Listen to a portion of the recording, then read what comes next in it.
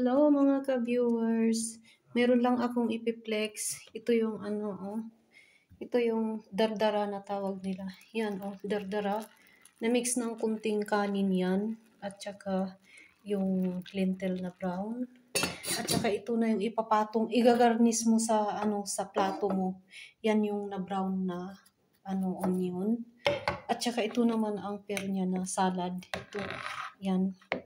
Salad na, ano, na cabbage. Ako naman, ito yung ano pagkain ko. Kasi na-miss ko na ano, parang wala akong ganang kumain. Ito na bumalik na yung ano ko, grip na ano. Yan oh. 'Di ba ano yan, isang sardinas at saka eggs na pinaghalo ko, nilagyan ko ng mga ano, mga black pepper.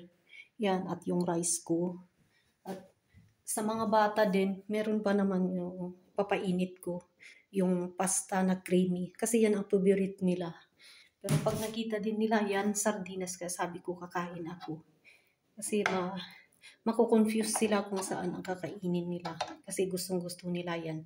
At saka, nag-squeeze ako ng lemon.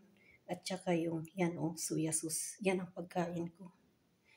Para makakain na ako mag-take ng ano, gamot. Yan, maraming salamat sa panonood mga ka-viewers. Thank you for watching.